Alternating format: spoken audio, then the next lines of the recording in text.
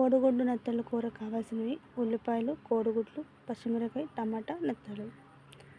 నెత్తళ్ళలో నీళ్లు పోసుకొని పావుగంట పక్కన పెట్టుకోవాలి. బాండీలో నూనె పోసుకొని కోడిగుడ్లు వేపుకోవాలి. అటు ఇటు కాలి ఎర్రగా వచ్చే వరకు వేపుకున్నాక కోడిగుడ్లు వేసి పక్కన పెట్టుకోవాలి. అదే బాండీలో శుభ్రం కడిగిన నెత్తళ్ళు వేసి బాగా వేపుకోవాలి. కొంచెం ఉప్పు వేస్తే లోపలికి ఉప్పు పట్టుద్ది.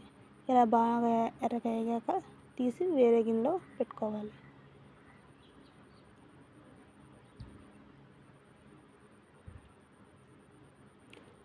అదే బాండీలో కొంచెం నూనె పోసుకొని ముందుగా కోసి పెట్టుకున్న ఉల్లిపాయలు, పచ్చిమిరపకాయ వేసి బాగా వేపుకోవాలి.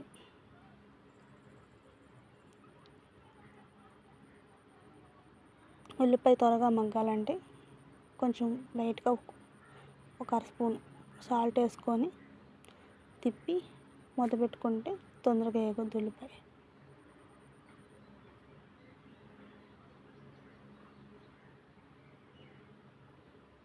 ఇప్పుడు ఉల్లిపాయ వేగిపోయింది. దీంట్లో ముందుగా కోసి పెట్టుకునే టమాటా ముక్కలు వేసి బాగా తిప్పుకోవాలి.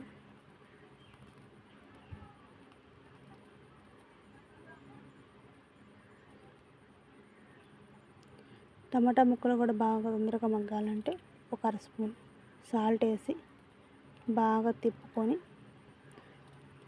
మూత పెట్టేస్తే 10 నిమిషాలు టమాటా ముక్కలు మగ్గిపోతాయి.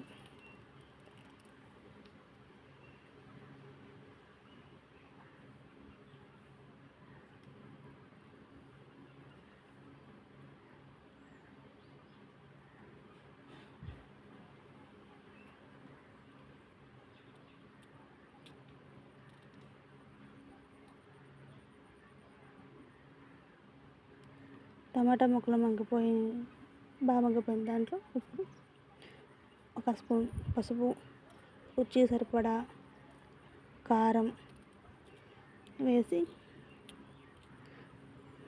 కలుపుకొని కారం వాసన పోయేదాకా 5 నిమిషాలు మగ్గనివ్వాలి.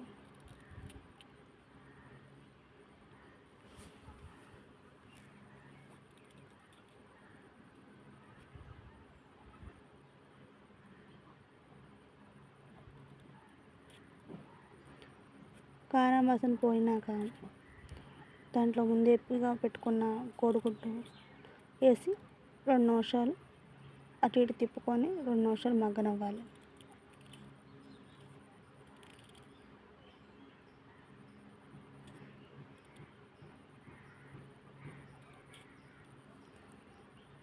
కోడిగుడ్లు వేసాక కూడా మగ్గిన తర్వాత ముందు పక్కన పెట్టుకున్న మెత్తళ్ళు కూడా వేసి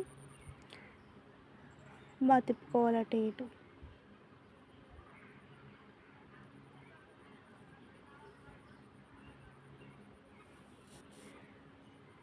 ఇప్పుడు మెత్తళ్ళకి, కోడిగుడ్లకి కారం, ఉప్పు, టమాటోలను పులుపులను బాగా పట్టుద్ది.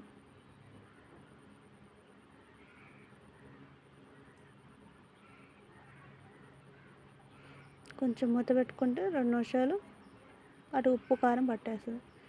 ఇప్పుడు మనకు ఎంత ఎసరు కావాలి అనే దాన్ని బట్టి ఇగురు తినే వాళ్ళకి కొంచెం లైట్గా వాటర్ పోసుకొని, కొంచెం పులుసుగా కావాలనుకునే వాళ్ళకి కొంచెం ఎక్కువ వాటర్ పోసుకొని తిప్పుకొని పావుగంట పొయ్యి మీద పెట్టాలి. నేనైతే ఎక్కువ నీళ్ళు పోసాను. మా ఇంట్లో కొంచెం కూర ఎక్కువ తింటాం కాబట్టి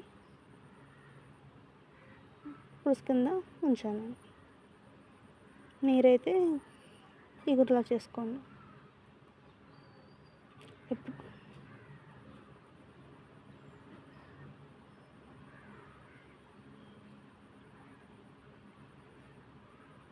ఇప్పుడు కోడిగుడ్డు నెత్తళ్ళ కూర దగ్గర పడింది, చక్కగా ఉడికిపోయింది. ఇప్పుడు మనకు కావాల్సిన కోడిగుడ్డు నెత్తళ్ళ కూర రెడీ అయిపోయింది. చక్కగా దగ్గరగా సూపర్గా ఉంటుంది అన్నమాట.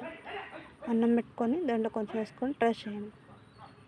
బా కోడిగుడ్డు నెత్తళ్ళ కూర అన్నంలో కలుపుకొని వేడి అన్నంలో కలుపుకొని తింటే సూపర్ ఉంటుంది.